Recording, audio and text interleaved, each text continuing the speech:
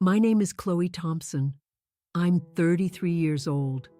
For what felt like an eternity, I was the one who kept everyone afloat. I was the responsible one, the good daughter, and it all imploded at our weekly Sunday dinner. We were at my parents' house in Boulder. The smell of pot roast filled the air, and the candles on the table flickered. As I sat there, I felt that familiar, heavy weight in my chest.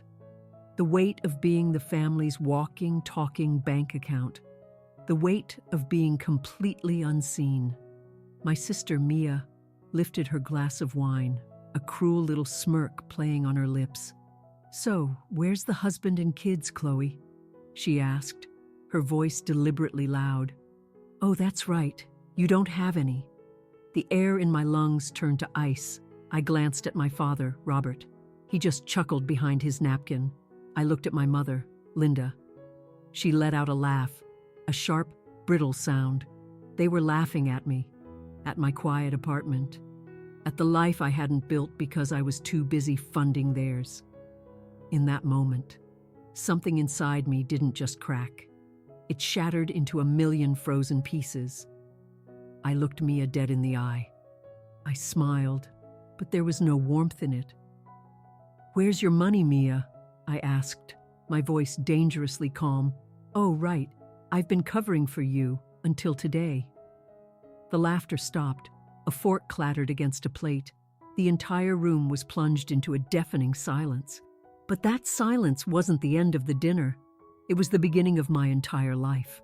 Before we get into what happened next, please take a moment to like this video, subscribe to my channel, and let me know in the comments where you're watching from today. On the surface, my life in Denver looked idyllic. I had designed it to be. I work as a data analyst for a major tech company. My job is to find patterns in chaos, to make complex systems understandable. I create order from messes. I love clean data and logical conclusions. My condo in Lohi was a reflection of that. It was minimalist, organized, and silent. I had a spectacular view of the downtown skyline, a designer sofa, and an espresso machine that cost more than my first car. I made a very good salary. On paper, I was the very picture of success. I was the dependable daughter, the one who had her life together. But it was all an elaborate performance. My life was a sieve, and half of my income poured right through it before I could even touch it. It wasn't going into a 401k. It wasn't paying for a trip to Italy. It was flowing south on I-25 straight to Boulder. It was going to my family. I bankrolled everything. And I don't mean I chipped in for groceries every now and then. I mean I was the sole proprietor of their entire lifestyle. It all started 7 years ago. My father, Robert, had his hours drastically reduced at the manufacturing plant where he was a foreman. He swore it was just a temporary downturn. "Just for a couple of months, Chloe," he'd said, his voice laced with false confidence. "Just until I get back on my own 2 feet." I had just received my first significant promotion. The pride of being able to help was intoxicating. "Of course, Dad," I'd said without a second thought. But the months bled into years. He never quite found his footing again. Then my mother, Linda, started her calls. "Chloe, honey," she would coo, her voice sweet as sugar. "The heating bill this month is just astronomical. Could you possibly help us out just this once?" That one time became a recurring event. Then came the credit card debt. The main water line burst, my dad would report, sounding defeated. We had to put the repairs on the Visa. I knew they couldn't pay for it, so I did. But it was never just about emergencies, it was about everything. It was Linda's monthly beauty subscription boxes. It was Robert's membership at the local golf club. It was ordering takeout 4 nights a week. "We just need a little pick-me-up," my mom would sigh. "It's been such a trying week. I paid for their pick-me-ups, I paid for their hobbies, I paid for their comfort, and then there was Mia. Mia was the artistic one. That was the family narrative. I was the smart one, and the smart one was meant to finance the artistic one. Mia didn't have a real job. She had creative endeavors.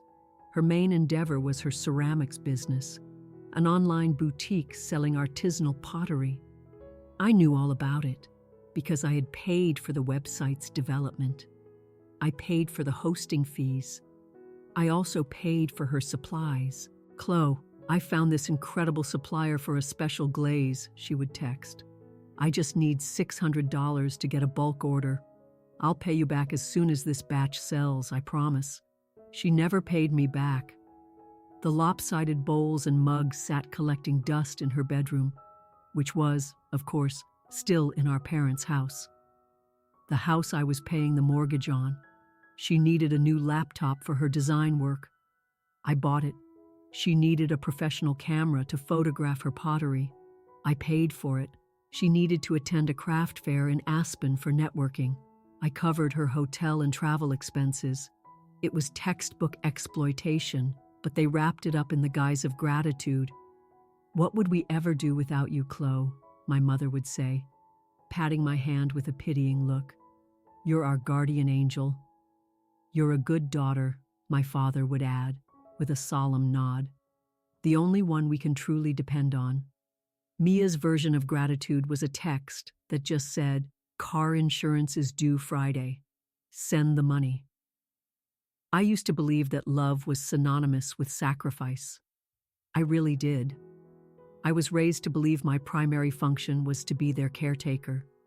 When we were kids, if Mia dropped a plate, I was the one told to sweep up the shards. "You're the older sister," my mom would say. "You're more responsible." When Mia was failing a subject in high school, I was her designated tutor.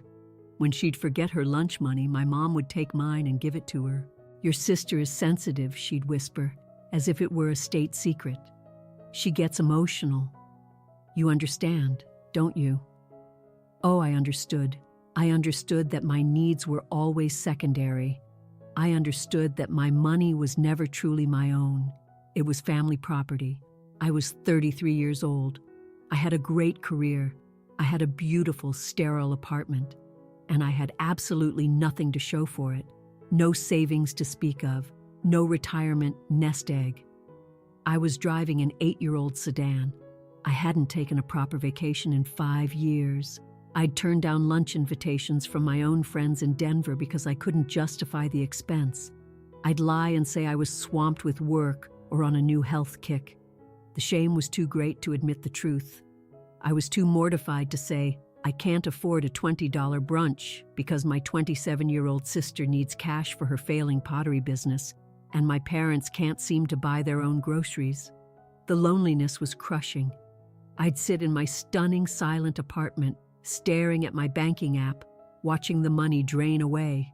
Transfer to Robert, payment to Chase Sapphire, Zelle to Mia, transfer to Boulder Mortgage LLC. It was a slow, constant financial hemorrhage.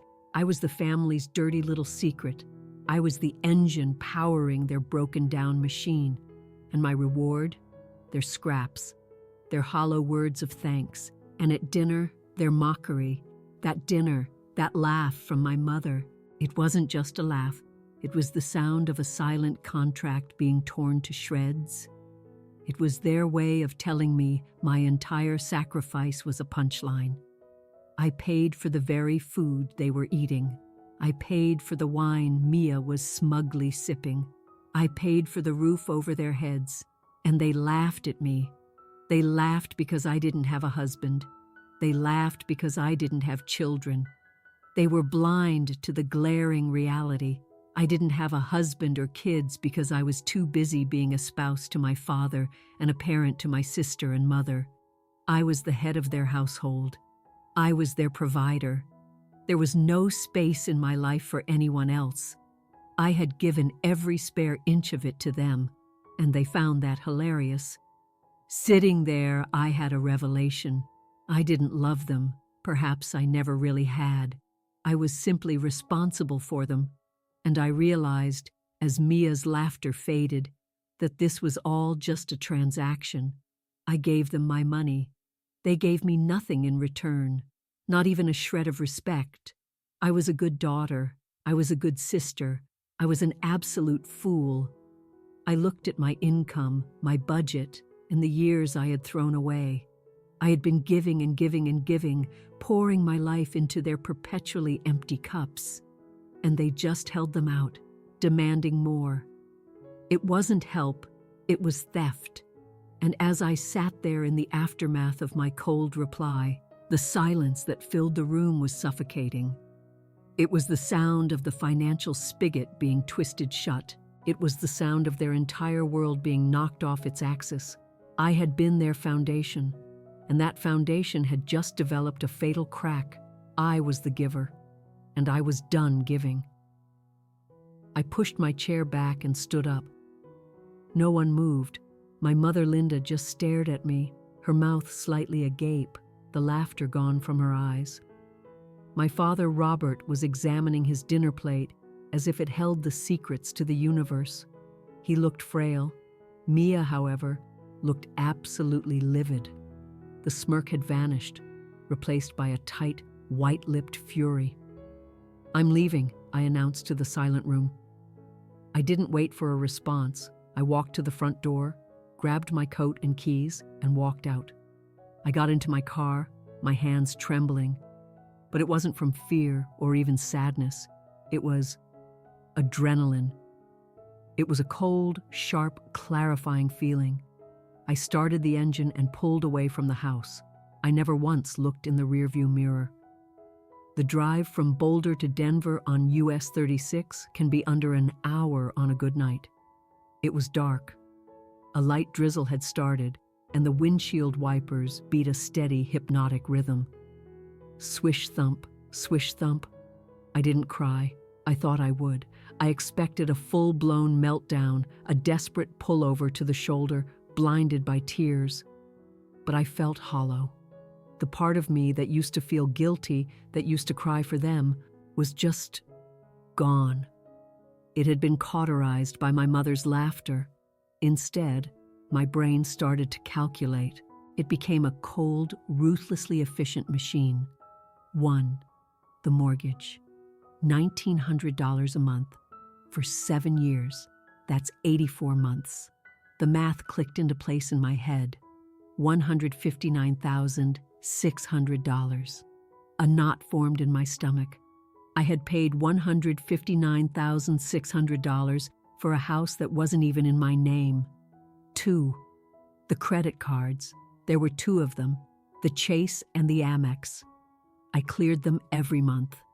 The balance was usually around $1,300, sometimes more. Let's average it at $1,300 a month for the last 5 years. That came to $78,000. I gripped the steering wheel tighter. The lights of Broomfield blurred past. 3. Mia. This one was harder to quantify. It wasn't a steady payment. It was death by 1,000 cuts. $6,000 for her business startup capital. $2,500 for her specialized kiln. $250 a month for her car insurance. $500 for a car repair last spring. $100 for her phone bill. Every single month. $50 here, $100 there. For clay, for glazes, for a new outfit for a job interview. Interviews she bombed. Jobs she never wanted. I tried to add it all up. It was a dizzying, endless stream. Conservatively, at least $1,000 a month, just for her.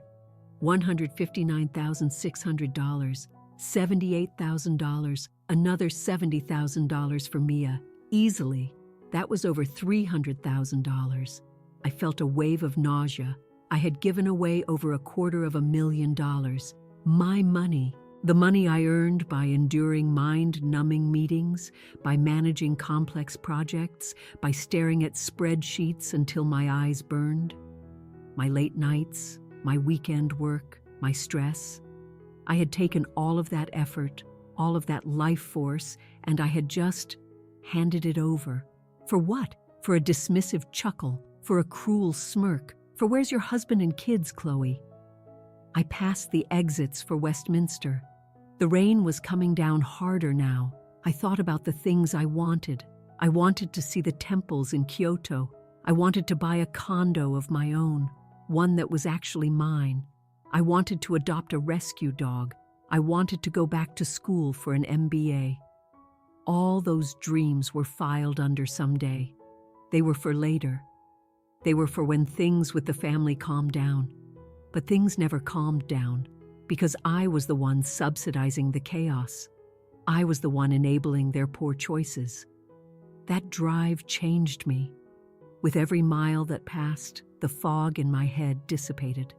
It wasn't love. It wasn't duty. It was theft. I wasn't their daughter. I was their financial institution. An ATM they felt entitled to kick and laugh at when it didn't dispense exactly what they wanted on demand. By the time I pulled into my parking garage in Lohi, I was a different woman. The version of me who drove to Boulder that afternoon was gone. That woman was a doormat. She was a victim. She was a good daughter. This new woman was just a woman. I rode the elevator up to my condo. The silence that greeted me was exquisite. It wasn't lonely, it was sovereign. I didn't even take off my jacket.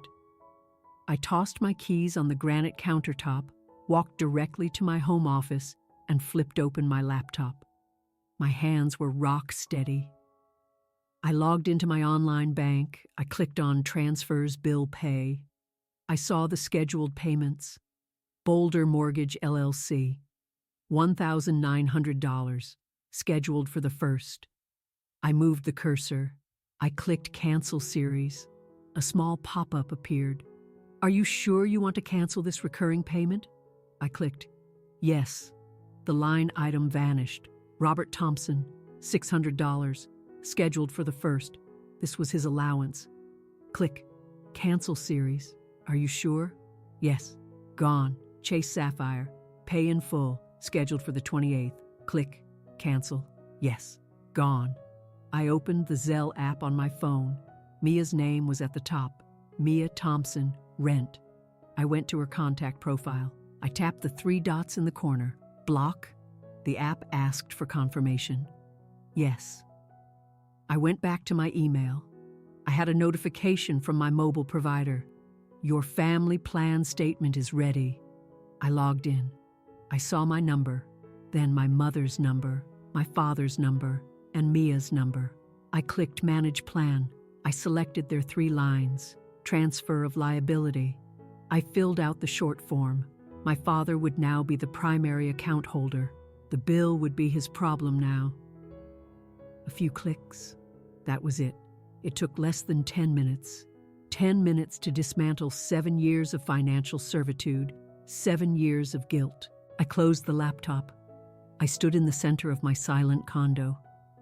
The rain streaked down the floor-to-ceiling windows, blurring the city lights into a soft watercolor painting. And then I did something I hadn't done in a very, very long time. I exhaled, a deep, shuddering breath that seemed to come from the soles of my feet. It felt like I had been holding my breath for 7 years. The weight, the constant, crushing pressure of their need was gone. I knew what was coming. I knew a storm of a different kind was about to break. But for the first time in my adult life, I felt light. I felt free, and I was ready for it. The next morning was a Monday. Normally, I'd wake up with a sense of dread, a heaviness about the week ahead and the money I had to earn for them. But that morning, I woke up, and the dread was gone. I made coffee. I watched the morning news. My condo was quiet. My phone was quiet. It was the calm before the hurricane. I went to work. I sat in my first meeting, discussing a data model for a new marketing initiative. My phone was on the table, face down. At 10:03 a.m., it vibrated. I ignored it. I kept taking notes. It vibrated again, and a third time. I excused myself and stepped into the hallway. I glanced at the screen. 3 texts from Mom. 10:03 a.m. Sweetie, The mortgage payment didn't go through. Did you forget? Call me. I just stared at the message. Sweetie, the cloying term of endearment she only used when she wanted something. Did you forget? The gentle, passive-aggressive jab. I slid the phone back into my pocket without replying and returned to my meeting. At 11:30 a.m., my phone buzzed again. This time, it was from Dad. 11:30 a.m. You forgot the transfer again. The bank called me. No, sweetie, just a cold, direct accusation. You forgot. As if it were a household chore I had neglected, like taking out the recycling. I still didn't reply. I went to lunch with a colleague. We talked about a new restaurant, about a project deadline. I felt almost like a normal person. Then came the text from Mia. 12:15 p.m. Hey, can you Zelle me for rent? My landlord is getting annoying. This was the one that made my blood run cold. After what she had said, after her blatant mockery, she just expected me to pay, as if Sunday dinner had never happened. Her entitlement was so profound, she couldn't even conceive of a reality where I would say no. I put my phone on Do Not Disturb for the rest of the day. I watched it light up silently on my desk. Buzz, buzz, buzz. A frantic, silent disco of desperation. When I got in my car to drive home, I had 19 missed calls. 12 from my mom, 5 from my dad, 2 from Mia, and the tone of the texts had shifted dramatically. The feigned concern was gone. Raw panic was setting in. Mom, 1:30 p.m. Chloe, this isn't funny. The bank just hit us with an overdraft fee. You need to fix this. Mom, 2 p.m. Are you punishing us for what Mia said? She was just joking. You are being overly dramatic. Call me. Dad, 2:10 p.m. Call me, now. Mia, 3 p.m. WTF? Mia, 3:05 p.m. Seriously, Chloe, I need the money. My landlord is literally at my door. Stop being such a bitch. Stop being a bitch. I sat in my car in the parking garage. She was the one who mocked my life. I was the one paying her rent. And I was the bitch for stopping. The twisted logic was so astounding it almost made me laugh. By the time I got home, they had entered the anger phase. My voicemail was full. I sat on my pristine, quiet couch, put my phone on speaker and listened. Voicemail 1, Mom, crying, full-on hysterics. Chloe, how could you? How could you just abandon us like this? We're your family, after everything we've done for you. We raised you. We fed you. We loved you. This is so ungrateful. You are breaking my heart. The bank is threatening us. What are we supposed to do? You owe us. You have to fix this. She hung up. I took a sip of water. Everything we've done for you?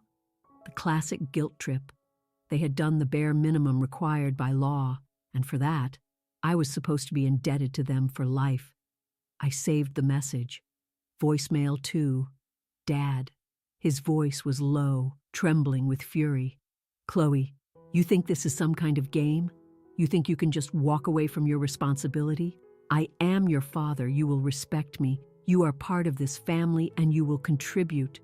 This is childish and dramatic. You are embarrassing us. You are embarrassing me. Whatever point you're trying to prove, you've made it. Now, be an adult and fix the mess you created. He hung up. A mess I created. I hadn't made the mess. I had just been the one cleaning it up for 7 years. I was their financial janitor. I saved the message. Voicemail 3, Mia. She wasn't crying. She was screaming. You absolute cunt. My landlord is going to evict me. He said I have 3 days. This is all your fault. You've ruined everything. You've always been jealous of me, always. You have this perfect life and you just want to destroy mine. I hate you. I hate you. The line clicked dead. I sat in the silence. My perfect life, the very life she was mocking 2 days prior. I saved the message. The calls and texts continued for 3 more days. A relentless assault of guilt, blame, and rage. You're ruining our lives. You're so selfish. You'll be sorry when we're on the street. How do you sleep at night? I didn't answer a single one.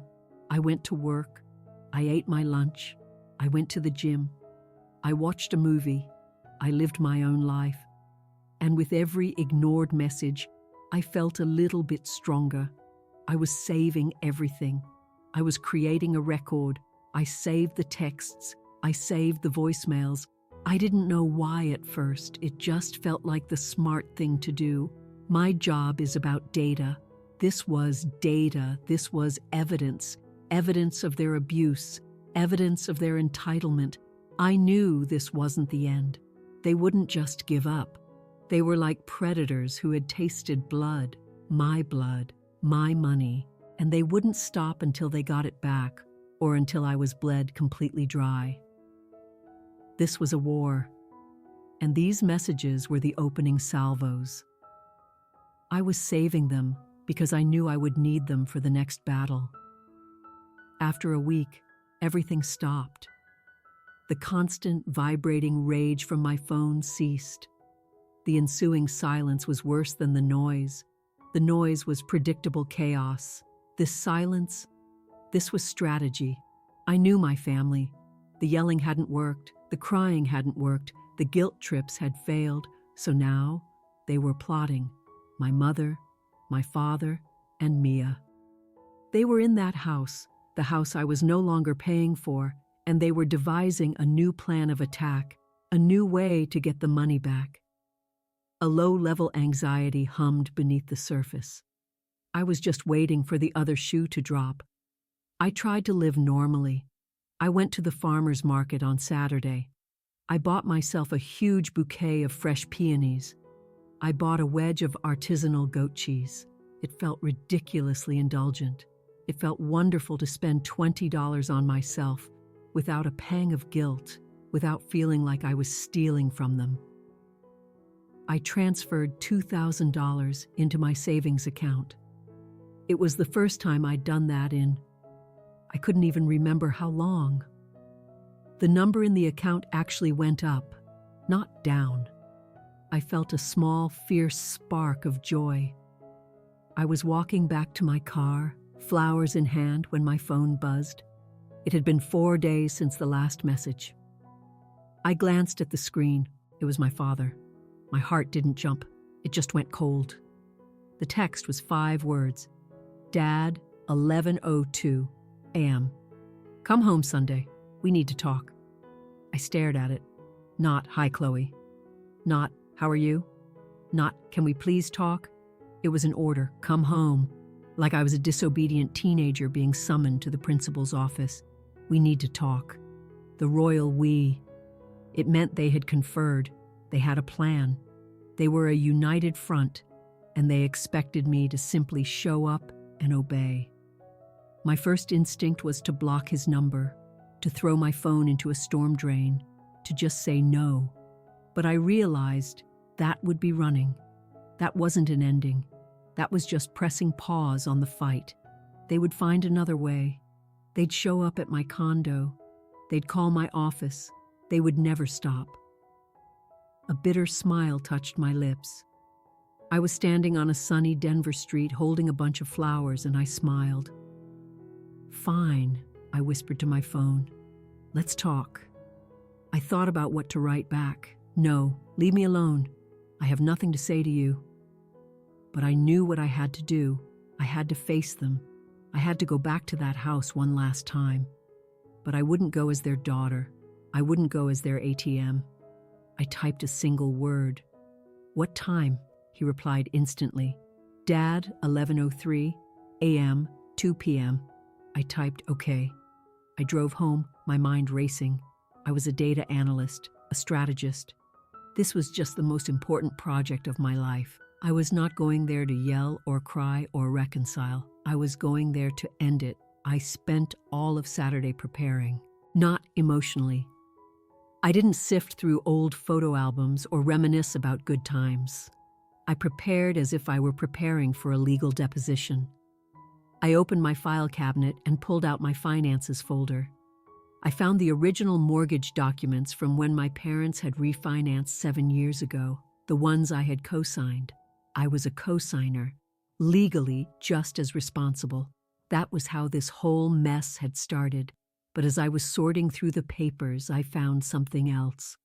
A loan document dated 3 years ago. A home equity line of credit. For $60,000. My blood turned to ice. I scanned the document. It listed my name and my father's name, and it had my signature. Except I had never signed that document. I had never seen it before in my life. I never agreed to a $60,000 HELOC. My signature, it was a forgery. I sank to the floor, papers spread out around me, the room starting to spin. They hadn't just taken my money, they had stolen my identity. They had committed a federal crime. This changed everything. All this time I thought I was just being overly generous, a fool. No, I was a victim of fraud, the voicemails, the texts. You owe us. This is your responsibility. They weren't just manipulating me. They were threatening me because I was legally tied to a debt they had created in my name without my knowledge. A new kind of anger washed over me. It wasn't hot and explosive. It was glacial. I gathered the papers. I printed out my bank statements, all 7 years of them. I highlighted every single transfer, mortgage, Dad, Chase, Amex. I printed the entire Zelle history with Mia, rent, supplies, nails, kiln. I put everything into a sleek black portfolio. This was not a family talk. This was a legal negotiation. I was not coming as the daughter they could guilt. I was not coming as the sister they could mock. I was coming as the woman who had the receipts.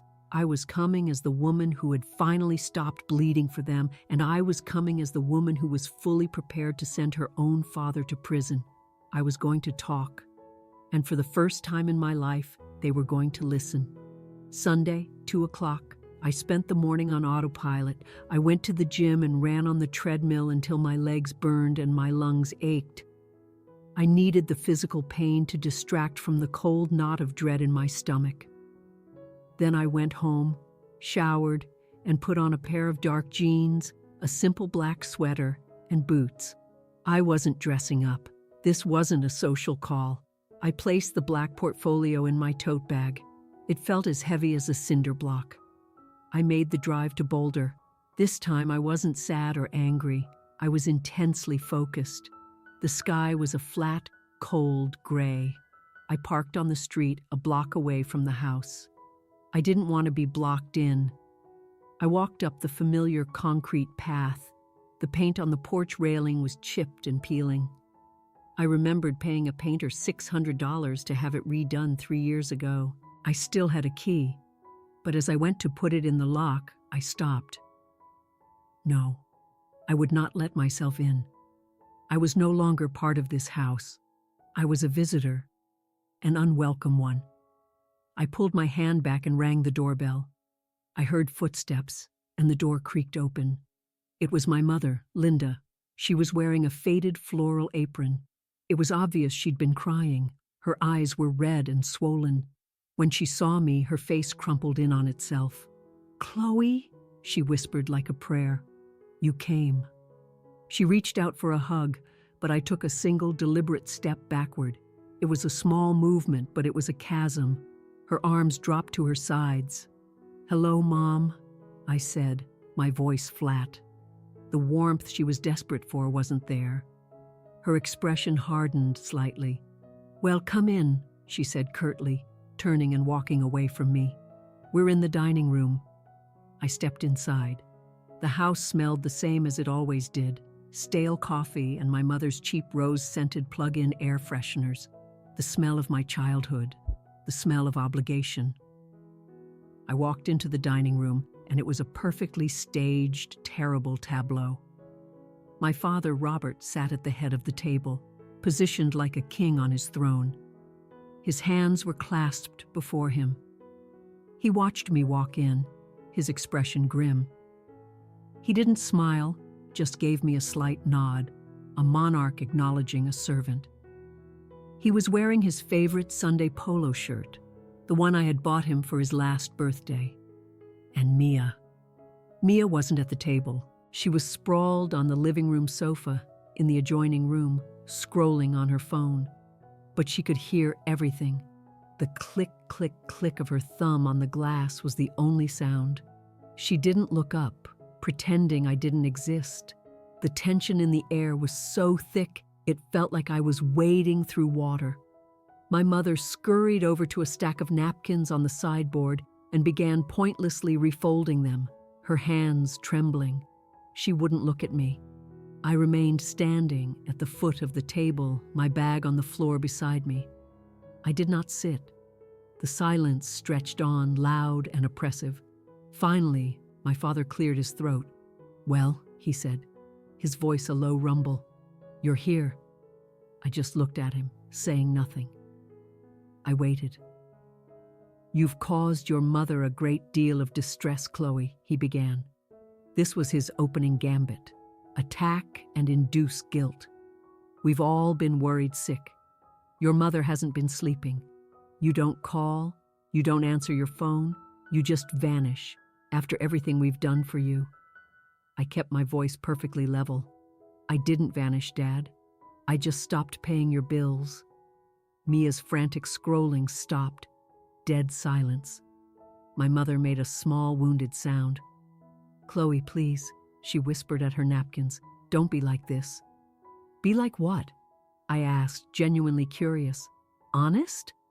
My father leaned forward, his judicial facade cracking to reveal the anger beneath. "You think this is a game? You think you can just cut us off? Your sister was almost thrown out of her apartment."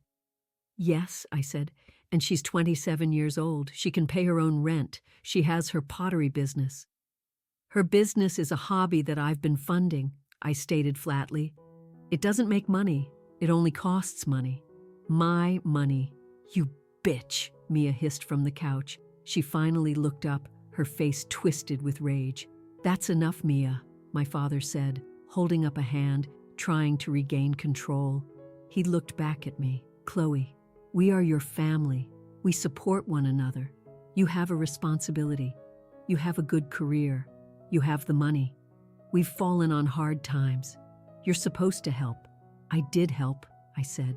"I helped for 7 years. That's not help anymore, Dad. That's a payroll. That's me bankrolling your lives while you sit back and laugh at mine." "Oh, here we go," Mia shouted, throwing her phone onto the couch cushion. "This is all because I made one stupid joke? You're actually going to ruin our lives over one joke?" "You didn't make a joke, Mia," I said, turning to face her. "You just said the quiet part out loud. You said what all of you really think, that I'm the family workhorse, the sad single woman who's only good for one thing, her checkbook." "That is not true," my mother cried. "Your laughter said it was," I replied, turning my attention back to my father. He looked flustered.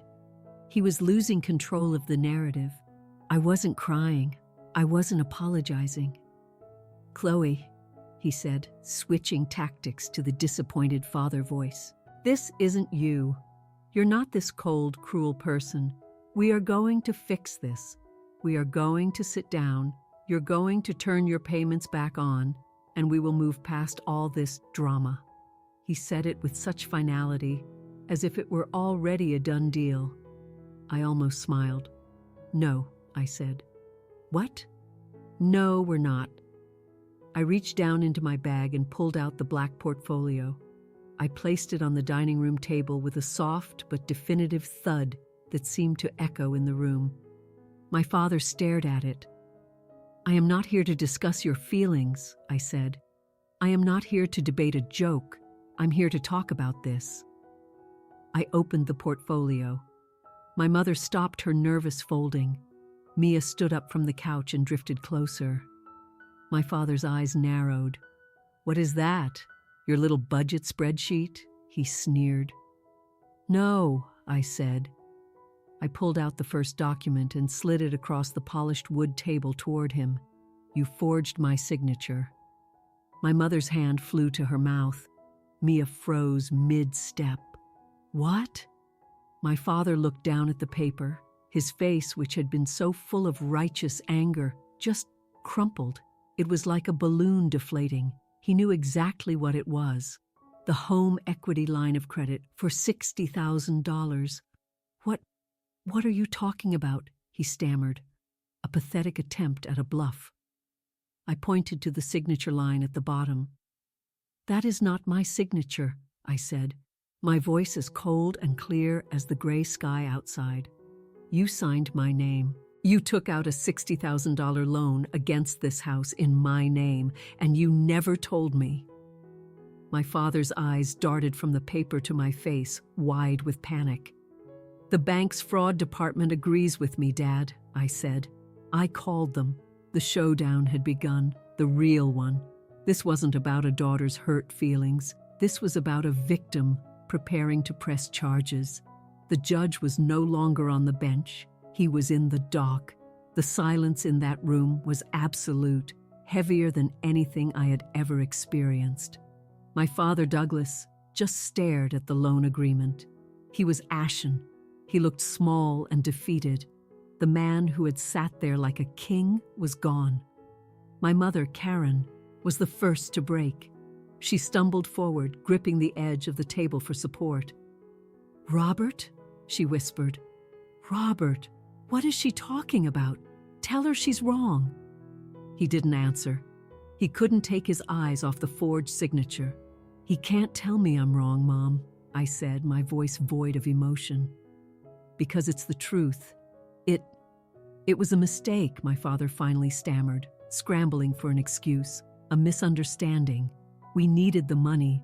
For the roof, remember? The roof was leaking. It was for the house, our house." "It's a $60,000 loan, Dad," I said. "You don't misunderstand $60,000. And you don't mistake someone else's signature for your own. That's a crime. It's called felony fraud." "Fraud?" My mother's voice was a high-pitched shriek. "Chloe, you can't use that word. Not with your father. He did it to protect us. To protect this family." "And who protects me?" I asked. I wasn't shouting. My voice was quiet, but it cut through her hysteria like a razor. "Who protects me when my credit is destroyed? Who protects me when I'm legally responsible for a debt I never agreed to?" I reached back into the black portfolio. "You think this is just about one loan?" I said. "This is about everything. You wanted to talk? Let's talk about the truth in black and white." I pulled out the first stack of papers. "Here," I said, sliding them across the table. They fanned out near his plate. "This is the mortgage, the one I did agree to co-sign. Here are the 84 payments I have made.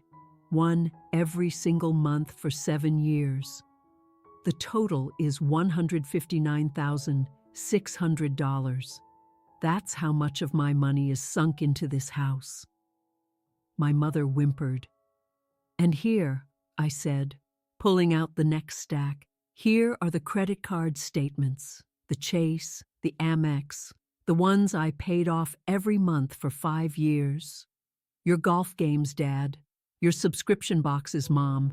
Your endless dinners out. Your groceries. Over $78,000. My father flinched as if I'd struck him. He refused to look at the papers. "And Mia," I said, turning to her. She was standing frozen by the couch. "You want to talk about one little joke?" I pulled out the last file, the Zelle and Venmo history. "Here is your life, Mia. The one I paid for, rent, car insurance, kiln supplies, clay, coffee, dinner. Over $70,000. I let the documents sit there. The entire dining table was littered with the evidence of my life, the proof of their theft.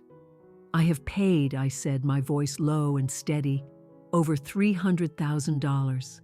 I paid for this house. I paid for your cars. I paid for your food. I paid for your hobbies. And in return, you mocked me. and you stole from me." My mother was trembling uncontrollably. She collapsed into a chair. You can't do this," she whispered, her face ashen. "You can't do this to your own family." I looked her directly in the eye. "You already did, Mom. You did this. You did this the moment you laughed." "You're bluffing," Mia suddenly spat.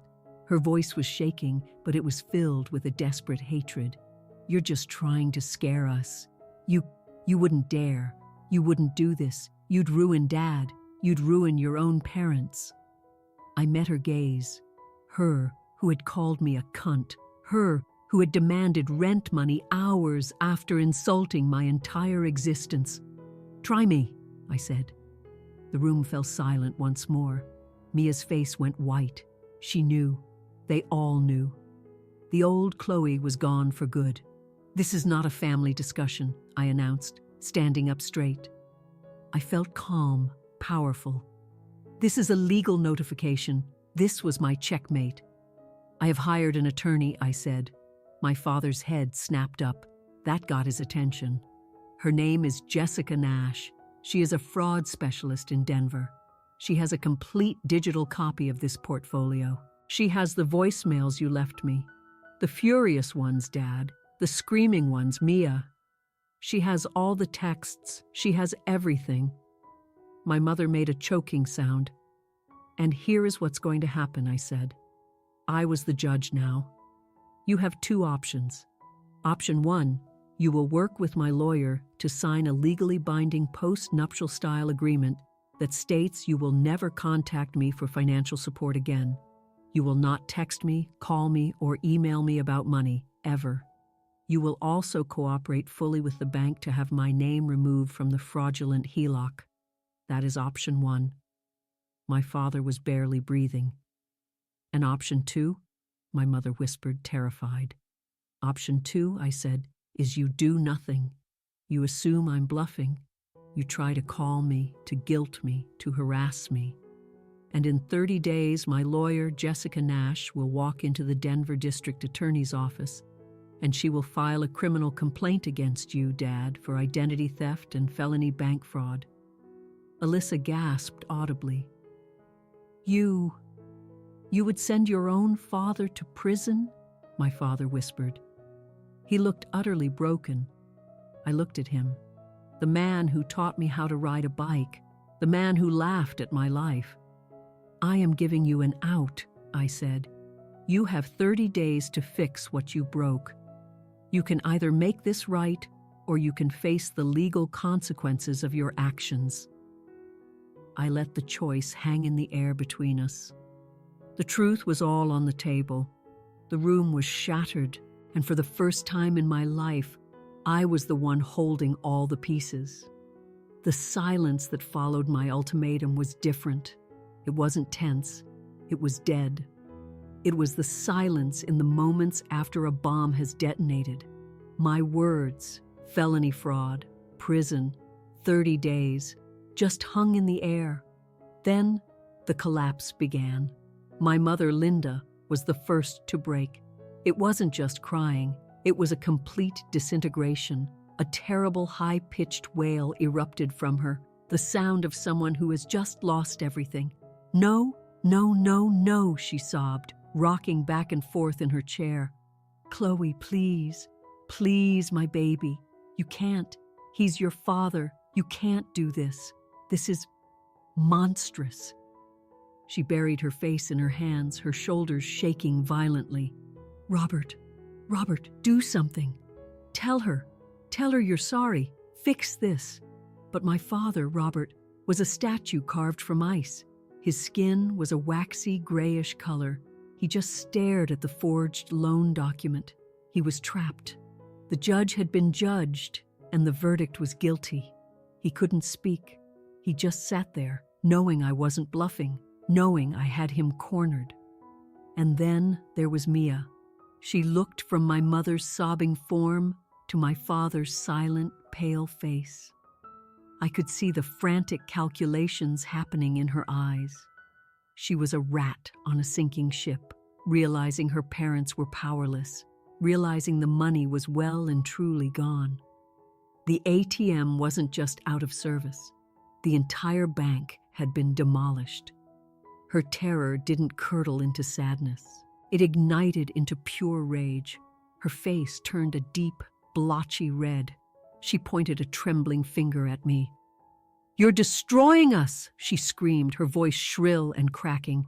"You're destroying this family! You selfish, selfish monster! You're going to throw your own father in jail over money!" The sound of her voice vibrated through the house. I didn't even flinch. I just looked at her. "I'm not destroying you, Mia," I said. My voice was calm. It was so calm, the only calm thing in the room. "I'm saving myself." I let that hang in the air for a moment. "You were all drowning," I said, my voice quiet but firm. "You were drowning in debt and bad decisions. And instead of learning how to swim, you just decided to pull me down with you. For 7 years, I've let you. Now, I'm letting go. That's not destruction. That's survival. You always thought you were better than us," she spat. "With your fancy Denver job and your perfect apartment. You always looked down on us." "No," I said. "I looked after you. There's a difference." That silenced her. I turned back to the table. Slowly, I began to gather my papers. I didn't rush. The rustle of the documents sliding back into the portfolio was the only sound beneath my mother's choked sobs. I picked up the loan agreement, the credit card statements, the Zelle history. Each page was a link in a chain, and I was breaking them one by one. I closed the portfolio and slipped it back into my bag. I looked at my father. He still hadn't moved. 30 days, Dad," I said. "The clock starts now. Jessica Nash is waiting for your call, or for mine." I turned and walked away from the table. I walked through the living room, past Mia, who was trembling with a rage that had nowhere to go. I walked to the front door and put my hand on the knob, and then I stopped for one last thing.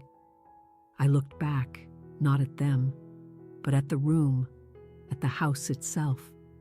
The house I had paid for, the house I had saved, the house they had used as a cage to trap me. "This house," I said, my voice clear and strong, "is still standing because of me. For 7 years, my name, my work, my money held these walls up. The house you laughed at me in, the house you committed fraud in." My mother's sobbing hitched. "You can either rebuild your lives honestly," I said, "or you will lose this too. The choice is yours." Then I opened the door, stepped out into the cold gray air, and closed it behind me. I did not look back. I walked down the path, got in my car, and turned the key. I didn't hear my mother screaming my name from the doorway. I didn't see my father's broken face in the window. I just pulled away from the curb and drove. I drove north on the highway, back to my life, back to my own. The 2 weeks that followed were the quietest of my life. My phone, once a constant source of buzzing demands and manipulative guilt trips, was completely silent. No calls, no texts, no Zelle requests. The silence was heavy, but it was the silence of their fear, not mine. I went to work. I analyzed data. I drank my coffee, and I waited. A small, old part of me, the good daughter, was terrified. What if they called my bluff? What if my father's pride was more important than his freedom? Could I really send him to prison? I had to ask myself that question every single night. And every night, the answer was a resolute yes, not for revenge, but because it was the only path to my own freedom. If he chose a jail cell over my liberation, then that was his choice. I was done making choices for him. I lived in that quiet state of anxiety, but I started sleeping through the night for the first time in years. I transferred my entire paycheck into my savings account. I watched the balance grow. I started looking at travel blogs, typing Kyoto into the search bar. I was rebuilding my life in the waiting room. Then, on a Tuesday morning, exactly 14 days after the confrontation, my phone rang. The screen read, Jessica Nash. My heart didn't stop, but it seized. This was it. I ducked into an empty conference room at work and answered. Chloe Thompson, I said. Chloe, it's Jessica. I have an update. Her voice was professional and warm. Hi, Jessica, I said, my hand gripping my phone so hard my knuckles were white. What happened? It's done, she said. I let out a breath I didn't realize I'd been holding. Done? I just got off the phone with the bank's lead fraud investigator, she explained. And I spoke with your father. He went into the branch yesterday. My legs felt weak. I sat down in one of the conference room chairs. He did? He did, Jessica confirmed. He signed a full confession. He admitted on record that he took out the HELOC without your knowledge and forged your signature. I closed my eyes. He had done it. He had chosen. So what happens now? I asked. A few things, she said. First, the bank has officially removed your name from the $60,000 loan effective immediately. You are cleared. Your credit report will be corrected within the week. You are no longer liable for that debt. Tears sprang to my eyes. I didn't expect them. They weren't tears of sadness, but of pure, unadulterated relief. A $60,000 weight I didn't even know I was truly carrying just evaporated. Thank you, I whispered. There's more, Jessica said. As a result of his confession, the bank is not pleased. They've frozen all his accounts pending a full audit of their finances. Frozen? And, she continued, they've called the entire note due. They want the $60,000 back immediately, which in all likelihood means he's going to lose the house. Oh, I said, I knew it was a possibility, but hearing it was different. He admitted to felony bank fraud, Chloe. The bank is taking this very seriously. They're forcing a sale to pay off the loan. So they have to move, I stated. It wasn't a question. Yes, it looks that way. And your name? From the original mortgage? We're filing the quitclaim deed today, Jessica said. Your father has already agreed to sign everything. You will be free and clear of that house and all its associated debt by the end of the week. Free and clear. We hung up, and I sat in that empty conference room for 10 solid minutes. I just sat there. The pressure of 7 years, the weight of their need, the constant crushing responsibility, it was gone. It had dissolved. It was simply over. I didn't feel happy, not in a celebratory way. I just felt light. I felt like I could finally stand up straight. A week later, I had one last thing to do. I drove to Boulder on a Saturday. I didn't go to the house. I just drove past the street, and there it was, a big red and white sign hammered into the front lawn, the lawn I had paid to have mowed for so many years. For sale. I pulled the car over a block away and just looked at it. The porch where I had sat, the window to my old bedroom, the house I had saved, and the house I had just let go of. I didn't feel triumphant. There's no winning in a situation like this. You just stop losing. I never wanted them to be homeless. I just wanted my life back. I wanted my name back. And this was the price. I looked at that sign, and I didn't feel anger or hate. I didn't feel love. I felt closure. It was finished. I put the car in gear, drove away, and I knew with a certainty that filled my entire being that I would never, ever be on this street again. 3 months passed. The gray Denver winter finally gave way to spring. The cherry blossoms in my neighborhood exploded in a riot of pink. My life changed. It changed in small ways at first. I bought new art for my walls, bright, abstract, colorful paintings. I bought a new high-end espresso machine, the one I'd been eyeing for years. I didn't look at the price tag and feel a pang of guilt. I just bought it. I booked a flight, a round-trip ticket to Japan for 10 days in the fall, my savings account. I actually had a savings account, a real one, with a 5-figure number in it, a number that made me feel secure, a number that was mine. Then, my life changed in a big way. My boss called me into his office and told me the company was expanding my department. He was promoting me to director of analytics. It came with a corner office and a significant raise. A week later, there was a small promotion ceremony in a nice conference room downtown. There was champagne and fancy appetizers. My boss gave a speech about my work, my dedication, my eye for detail. He called my name, our new director, Chloe Thompson. I stood up. My team, my colleagues, my friends, they all applauded. I walked to the front, shook my boss's hand, and accepted the small glass award. I looked out at the smiling faces. My work friends were beaming. My one good friend, Sarah, who had come for support, gave me a thumbs up.